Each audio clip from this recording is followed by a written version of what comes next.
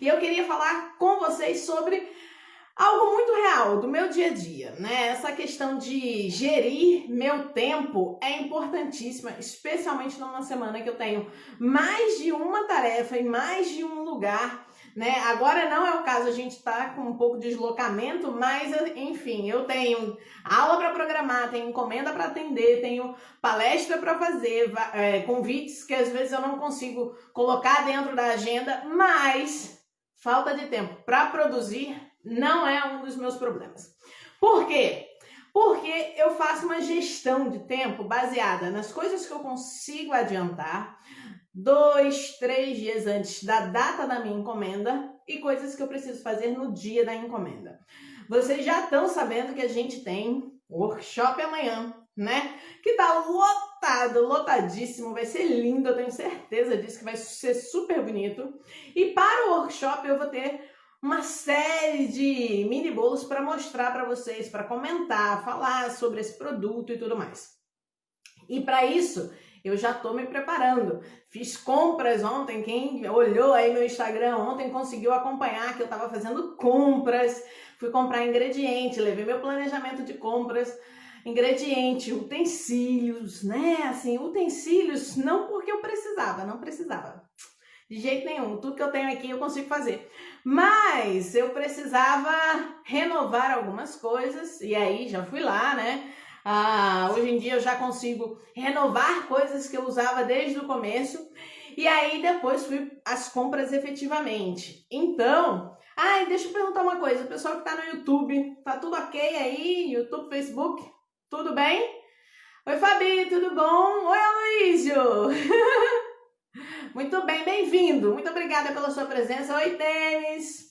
Oi, Fabiane. Olha, hoje eu tô aqui com o mise en place pronto, mas já aviso, é uma informação baseada em prática, não necessariamente prática, até porque, não tô na cozinha, vocês estão vendo, né?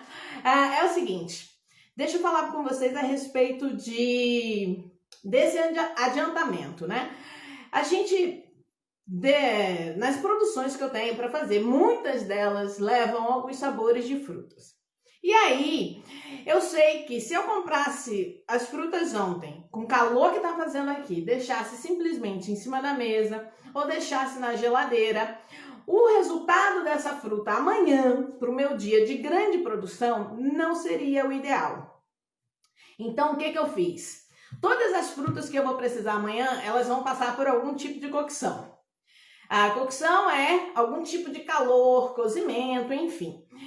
Eu fiz um adiantamento dessa técnica, sabendo que a minha fruta vai passar por um processo de forno, especialmente, porque aí ela vai estar dentro de alguma composição de massa, de bolo, tal. Amanhã eu falo para vocês. Eu fui eliminar qualquer risco que eu pudesse ter com o armazenamento in natura da minha fruta. E como é que você faz isso? Outro dia, acho que foi na segunda-feira, né? Eu perguntei a época de que fruta na sua cidade. Algumas pessoas responderam. Oi, Marco, tudo bom? Oi, Aninha, bom dia, bem-vinda. Então, eu perguntei, algumas pessoas mandaram a resposta para mim, qual era a fruta da época nas suas cidades. E o que eu falei sobre isso? Comprar fruta de época para usar num outro momento do ano é maravilhoso. Por quê? Porque você vai ter um produto que outras pessoas não vão ter, você se diferencia, se destaca no mercado com um sabor que outros não atingem no momento do ano, e você tem, porque você se preveniu, e você compra por um preço mais barato. Né? Você consegue hoje uma qualidade de fruta de época, ela se transforma em menor preço e maior sabor. É importante a gente trabalhar conhecendo a época das frutas na nossa cidade, na nossa região, por isso. Mas bem, o meu caso específico não foi por uma questão de poupar dinheiro ou ter fruta da época, não, porque eu estou utilizando aqui frutas que eu tenho o ano inteiro, né? Maçã, banana e limão. Mas eu poupei tempo e otimizei para amanhã a minha produção. De que maneira? Fazendo com que essas frutas perdessem o seu líquido e entrassem no modo de conservação que não vai prejudicar a minha produção amanhã. Não vai prejudicar por quê? Vou mostrar o primeiro exemplo para vocês. Eu faço sempre isso porque realmente me ajuda bastante na logística. Por exemplo, eu fui dormir 1h da manhã. 1h da manhã no meu horário, né? Fui dormir 1h da manhã porque adiantei toda a parte de fruta. Hoje, quando terminar a live, eu entro para minha parte de recheio, que aí eu tenho tempo dele descansar amanhã de manhã. E amanhã é massa, e até a hora do nosso workshop, a massa descansa e eu faço o acabamento com vocês juntos, tranquilinha, tá bom? Então entendam o seguinte, primeira fruta que eu quero mostrar para vocês, e vou falar do processo que eu fiz para conseguir que ela desidratasse e que eu tivesse o mesmo resultado que eu teria se estivesse fazendo um bolo na hora, mas adiantando uma parte do processo. Eu tenho aqui, que foi o potinho que eu não consegui abrir hoje cedo. Olha, vocês estão vendo uma sombra na minha cara, eu tô igual filme de terror, né? Mas é porque eu tô com a iluminação diferente hoje. Olha aqui, vou passar. Nossa, vou fazer isso, pronto. Aqui, ó, eu tenho um purê de maçã que eu produzi ontem. Por que que ele está dessa cor? Primeiro, como é que eu faço meu purê de maçã? Eu poderia, no caso, fazer a maçã já. Oi, Marco. Né? Isso também acontece comigo às vezes. Eu podia fazer o meu purê de maçã, que é esse que tá aqui, cozinhando a maçã, assando a maçã e depois triturando. Eu poderia fazer ele todo em cubinho e depois amassar essa maçã, mas como ela vai para dentro da massa do bolo e ela vai me ajudar a dar mais estrutura a essa massa quando assar, né? A maçã é rica em pectina, então ela já faz naturalmente uma textura mais gelatinosa, né? Isso é bom, a gente sabe que isso funciona bem, especialmente quando a gente faz processo de geleia.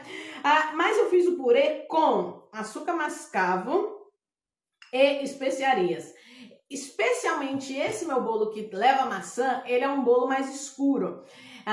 Ele é numa linha mais saudável também. Aliás, ele tem uma versão mais saudável, que é a versão com farinha de aveia. Ele tem as duas opções, tanto a versão com farinha de trigo quanto a versão farinha de aveia. E aí, essa cor é a cor que eu procuro. Por quê? Porque a cor mais escura remete, para mim, né, e de acordo também com a legenda que eu coloco nessas produções, remete mais ao artesanal, a uma cozinha mais preocupada com o indivíduo. Então, eu quis a cor escura, não vai me atrapalhar na confecção da massa. Eu quis as especiarias já aqui, açúcar e especiarias são conservantes naturais, tá? A gente tem essa informação aí da história ainda da escola. E essa textura que eu tenho, por que que eu consegui?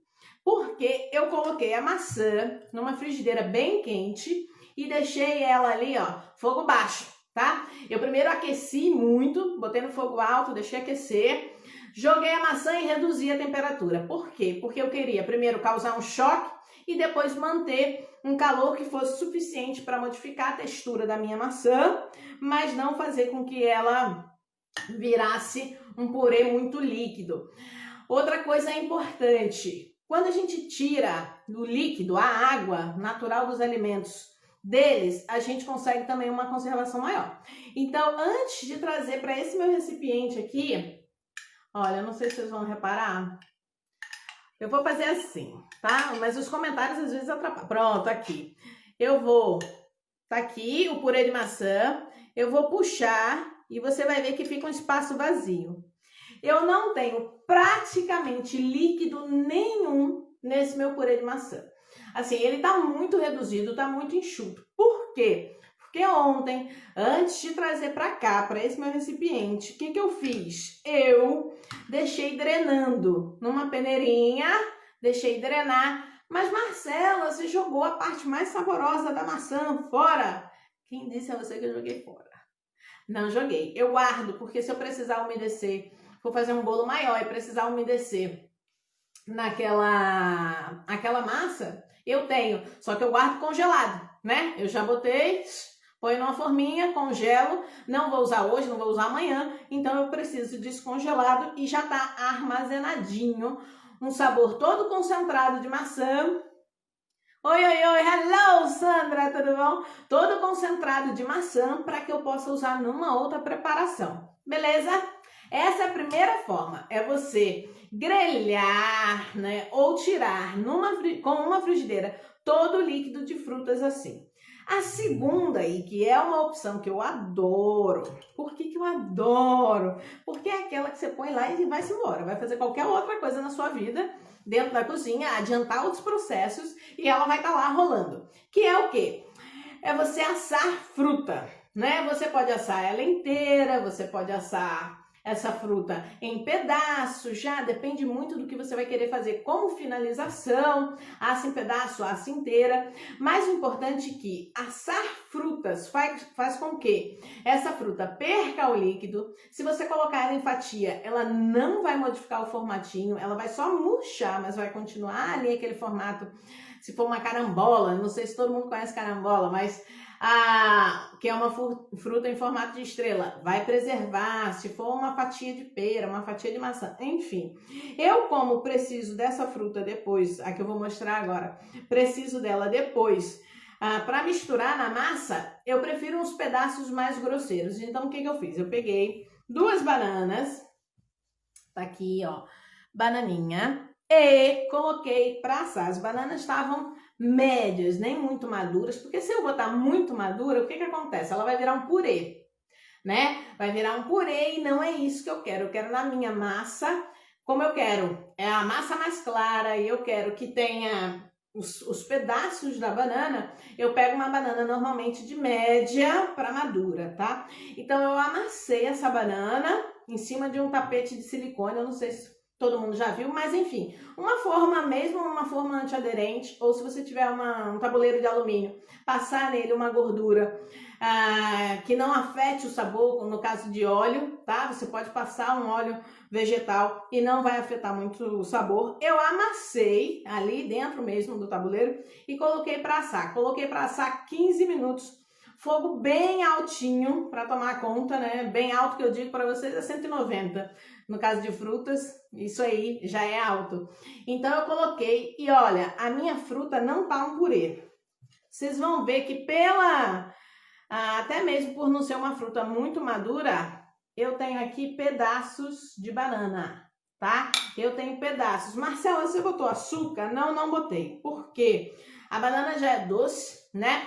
E ela vai entrar numa massa de bolo. Eu não preciso colocar açúcar. No caso da maçã, eu coloquei porque o açúcar era outra reação que ia causar para mim ali e ia me dar mais textura. A maçã também não é tão doce quanto a banana, então eu não fiz isso. Bem, assar, né? Então a primeira, recapitulando aqui, a primeira que a gente fez com a maçã foi grelhar, ou no caso, como eu fiz purê, não posso dizer que eu grelhei os pedaços de maçã, mas eu fiz uma redução de líquido desse purê de maçã, com especiarias já, com açúcar mascavo. Eu usei, eram 2 maçãs que depois que eu tirei o centro, o talinho, eu fiquei com 350 de maçã, 40 gramas de açúcar mascavo e aí as especiarias foram a gosto, né? Isso aqui vai dar para o meu bolo, ao invés de eu colocar, eu vou colocar uma maçã por bolo. Não, eu faço esse purê reduzido, purê de frutas em bolos, são ótimos aliados para saborizar e para deixar as massas mais úmidas. Isso é muito bom você saber, porque te ajuda. E não é só purê de maçã, você pode usar purê de outras frutas quaisquer. Você pode usar purê de laranja, naquele bolo de laranja que de repente você está habituado a fazer. Faz um purezinho de laranja, lógico, tem que lembrar de tirar toda aquela pelezinha branca da laranja, né? Faz um purê e coloca dentro da massa para você ver o resultado. Foi a mesma mudança que a gente causou outro dia quando colocou cenoura cozida, diferente de cenoura crua, né? Então, quando você coloca o purê da fruta, o resultado também é bem melhor. E aí, a outra fruta, que foi, no caso, a banana, eu fiz assada. Já falei para vocês, por que assada? Porque eu consigo preservar mais a estrutura da fruta, né? Se não for uma fruta muito madura, eu preservo, ela fica mais rígida e depois ela vai entrar na minha massa de forma mais presente presente. Eu vou ter, quando morder o meu mini bolo, eu vou ter pedacinhos de banana dentro dessa massa. E aí o açúcar da fruta é suficiente combinado com o açúcar da minha receita. Beleza. A outra forma, que aí sim pode ser surpresa para você e para mais alguém, né? Por isso que eu já falei, a gente precisa chamar as pessoas que querem saber sobre confeitaria para as nossas lives, porque aí você ajuda alguém e eu ajudo a ajudar alguém, né? Porque assim as pessoas vão aprendendo mais algumas coisas de confeitaria. E aí, agora eu vou fazer a pausa da água. Se alguém tiver pergunta para fazer, coloca aí. Kelly. Então, Kelly, vocês deviam ser daquela época de caderninho e lápis na mão, né? Que é para ir anotando. Marcela vai falando, toda live eu dou sei lá quantas dicas, né? E que ficam nas lives. Nem tudo vai para um material extra. Mas se vocês quiserem a proporção dessas aqui, eu coloco lá no Telegram para vocês e vocês podem buscar lá, tá bom? Que aí vocês vão ter uma ideia mais ou menos de tudo isso que eu vou fazendo. Então vamos lá, a terceira opção para você trabalhar com fruta na sua preparação, economizando tempo, sem ter que passar dias na cozinha, né? Isso é importantíssimo. É você fazer um xarope. Eu falei sobre xarope na segunda-feira, inclusive falei especialmente desse xarope. E agora, com um toque todo fresco de ser, eu vou mostrar para vocês o meu xarope de limão, que eu fiz ontem. Esse aqui eu não guardei na geladeira, tá? Aí agora o toque fresco de ser, vocês vão ver. Olha aqui. Xarope não é calda, viu, minha gente? Então, deixa eu fazer perto, né? Xarope não é calda. Então, Marcela precisa mostrar pra vocês com essa colher muito fresca dela nova. Olha que isso, é fresca demais, minha gente. Que essa textura aqui, ó. Olha aqui, a gota cai rapidinho. Isso significa que não é uma calda. E o meu xarope de limão, em que momento eu vou usar o meu xarope de limão? São dois. Eu uso xarope de limão para a própria massa. Mas, Marcela, o xarope de limão na massa, isso não vai alterar a fermentação, isso não vai alterar acidez, enfim. Meio ácido para massa de bolo, especialmente porque a gente vai usar fermento, é um meio interessante, tá? Só não fica muito legal, por exemplo, tem gente que gosta de usar bicarbonato, não quer usar fermento, não quer usar só fermento e combina fermento e bicarbonato para crescimento de bolo. Eles dão um meio ácido que é muito elevado. E aí acaba dando no bolo aquela sensação de ferro, enfim, uma coisa metálica, né? Um sabor muito metálico que não é positivo, né? Mas o meu xarope que eu usei 250 ml de sumo de limão, lima, enfim, aqui lima é verde limão, é o siciliano que a gente chama. Eu misturei os dois porque eu gosto do sabor dos dois, acho um mais suave do que o outro, né? Gosto muito mais do verde. De sabor mesmo, eu acho que o verde tem mais. O nosso limão Tahiti. Usei os dois, 250 ml para 250 gramas de fruta. A minha proporção de xarope é 1 para 1. E aí, ia botar no fogo baixo. Lembra a história da calda, que eu já falei aqui em alguma live. Calda de açúcar e água não se mexe. Essa confecção de xarope também não se mexe. Você mistura frio, deixa misturadinho e vai levar para o fogo depois que você misturar isso a frio. Fazendo essa mistura fria e levando para o fogo, enfim, para o fogão, você deixa paradinho. Por quê? Para você não jogar os cristais que estão dentro do meio líquido para fora, porque com o aumento da temperatura eles tendem a saltar. E aí, nesse salto, eles podem grudar na lateral da sua panela e ficam ali queimando numa temperatura muito superior do que aquele que está dentro do líquido. Então, quando isso acontece, ele aqui do lado de fora pode dar uma caramelização adiantada demais. E aí você vai ter um sabor amargo na sua preparação, tá? Então não mexer. Faz o xarope, eu deixei o meu xarope aproximadamente 25 minutos fogo baixo. E esse xarope aqui eu vou usar para a confecção da minha massa de bolo de limão e vou usar também para um tipo de cobertura. Mais tarde eu ainda vou fazer umas coberturas, as minhas coberturas de base, que aí eu já disse para vocês que são bases que facilmente eu adapto novos sabores, né? E ainda tenho que fazer mais uma coisa hoje, que é o extrato de beterraba. Mas tudo isso para adiantar o meu tempo. E olha, hoje eu já fiz 1000 coisas em casa, tenho ainda outras coisas para fazer. Nenhuma delas está me atrapalhando da minha organização, porque são coisas rápidas e que amanhã, quando eu entrar na produção, por elas já estarem feitas, eu tenho tempo para tudo. Oi, oi, oi, Adri, tudo bom? Estevam, Emily, Hilda, oi, oi, oi. Então, esse adiantamento, cozinhando fruta, assando fruta, fazendo xarope, é excelente, porque quando eu entrar na produção, primeiro que eu não tenho que esperar nada disso esfriar, já tá frio, é fazer a massa, na verdade as massas, que amanhã tem muitas massas, seccionar, colocar o ingrediente que tá faltando e ó, fornear isso depois. Então é muito prático. Agora, você precisa saber o passo certo, o momento certo, se é mais interessante, você precisa saber o objetivo daquele produto na sua preparação para você fazer o método certo. Se não, vamos lá, eu vou fazer um purê de banana, Marcela, e vou botar no meu bolo. Ok, vai dar sabor de banana? Vai dar sabor de banana, mas não vai ter os pedaços da banana. O que você quer? Você quer os pedaços? Quer sem pedaço? Enfim, pensa nisso, né? O xarope, Marcela, mas se eu botar raspa de limão? Ok, a raspa de limão ela tem óleos essenciais, ela vai participar na sua produção sem nenhum problema, depois vai ter um aspecto um pouquinho mais seco depois que tiver ali já o bolo pronto, mas ok. Agora o xarope, ele é uma presença de sabor, o meu xarope de limão aqui que vocês podem fazer, ele é uma presença de sabor. Olha, a coloração dele é assim, que é natural da fruta, tá? Eu usei açúcar branco, mas o sumo de limão, tanto limão siciliano, que aqui é limão, né? É uma confusão na minha cabeça.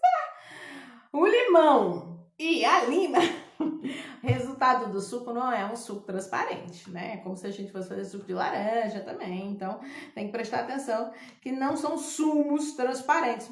Ai, Marcela, mas não vai atrapalhar na coloração do meu bolo? Não, não vai. E nem vai atrapalhar na confecção do meu bolo referente a açúcar. Porque eu vou fazer um método cremagem inicial e depois, com esse aqui especialmente, eu vou ter mais cuidado em diminuir o açúcar, porque já tem o açúcar aqui nessa preparação, tá? E aí, por último, mas que não é fruta neste caso, né? Eu não sei se eu tinha falado.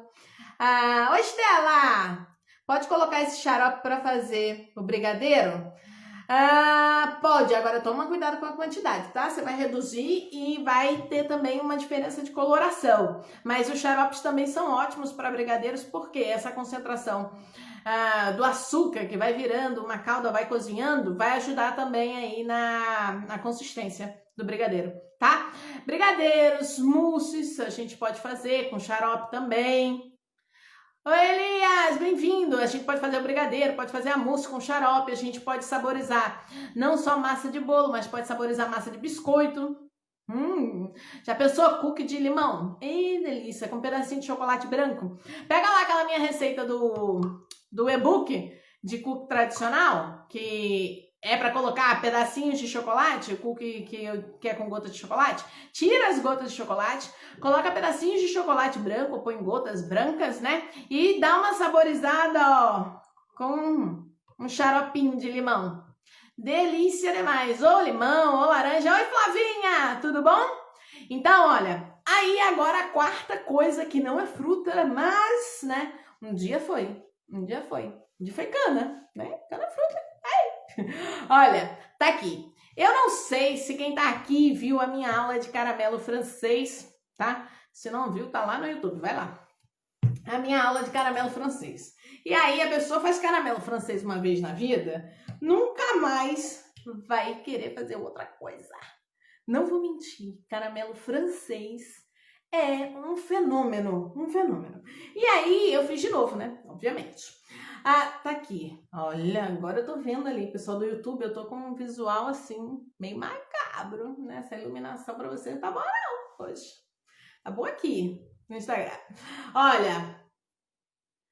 Eu não sei porque eu tenho a cisma com essa música. Ó, caramelinho francês que eu vou usar também para quê? Adivinhem. Adivinhem para que Marcela vai usar caramelo francês? Para colocar, vou contar só para vocês, ok? Para colocar na massa do bolo. Para quê? Para me dar aquela sensação toffee que eu conheço. É aí. Mas Marcela, você vai usar açúcar também? Vou usar. Agora, você precisa saber que horas que entra esse caramelo, não é mesmo? Para não fazer errado.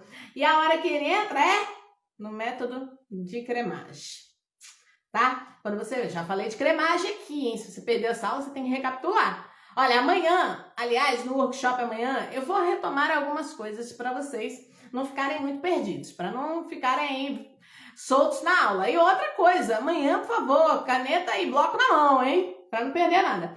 E aí, esse meu caramelo francês, que é o caramelo salgado, vai entrar na composição do meu creme para dar aquele saborzinho toffee que a gente precisa, né? Que a gente gosta de lembrar.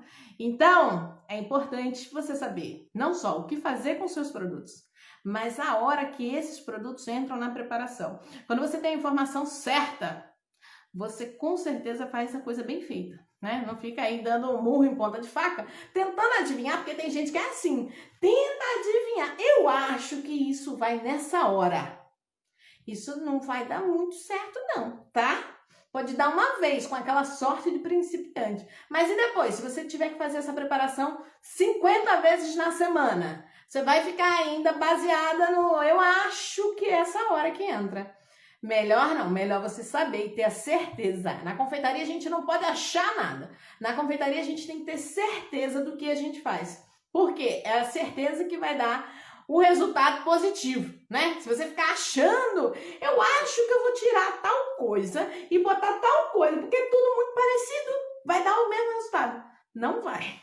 Vou logo te avisando que muitas vezes isso vai dar errado.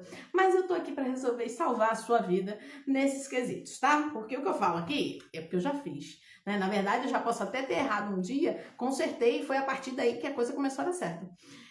Porque é assim que a gente aprende, não é? A gente vai caminhando aí, 15 anos de experiência de sala de aula, a gente vai caminhando e aprimorando muitas coisas. Então, eu tô aqui para falar já para vocês do que dá certo. Não, e só avisar do que pode dar errado para você, de repente, não ser mordido pelo bichinho da ansiedade e a coisa dar errado. Aí Marcela te ajuda a fazer dar certo.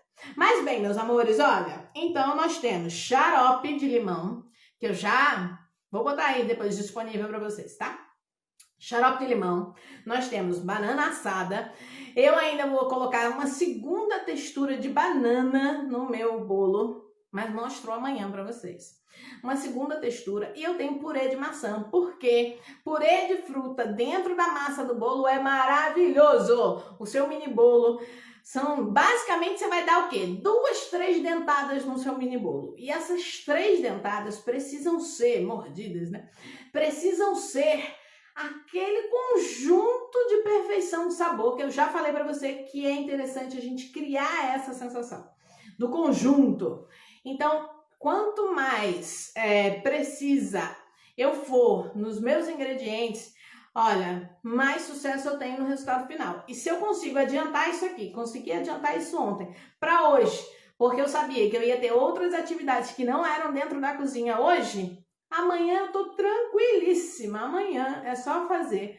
Acordar cedo, né? Obviamente, organização de tempo é assim. Acorda cedo, começa a produção, mise en place das massas já tá prontinho. É uma única massa que eu vou dividir e vou puxar as variações, o que também ajuda bastante.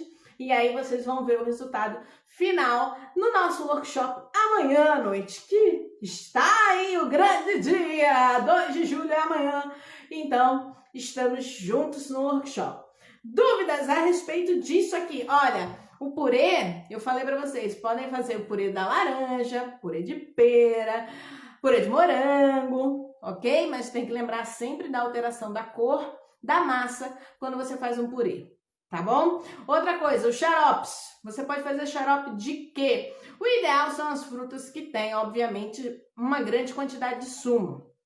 Mas se você tiver como laranja, limão, maracujá, mas se você tiver uma fruta como... eu quero fazer um xarope de kiwi, Marcela. Lembra o seguinte, o xarope de kiwi não vai ficar verde com a ação do calor. Ele vai reduzir a cor, vai reduzir de verde para um amarelo, diferente do limão, que sai de um amarelinho para um caramelo.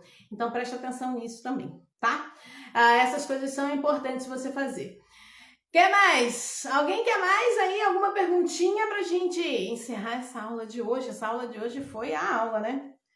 Mas olha, se quiserem mais informação, amanhã tem o workshop. Amanhã eu tô com vocês no workshop pra gente fazer uma noite incrível. Amanhã à noite, minha gente! Amanhã eu tô na sua casa à noite. Então você prepara aí um jantar pra mim, que é pra gente ter uma excelente companhia.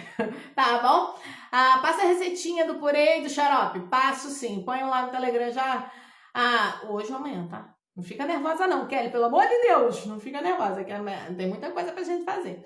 Eu não vou mandar pra você de qualquer jeito, né? Pelo amor de Deus. Então eu tenho que botar dentro do formato e mando pra vocês lá. Olha, não esquece. Se você sabe o que fazer, o resultado final é garantido que vai dar certo. Agora, se você ficar tentando, achando coisas, cuidado, tá bom?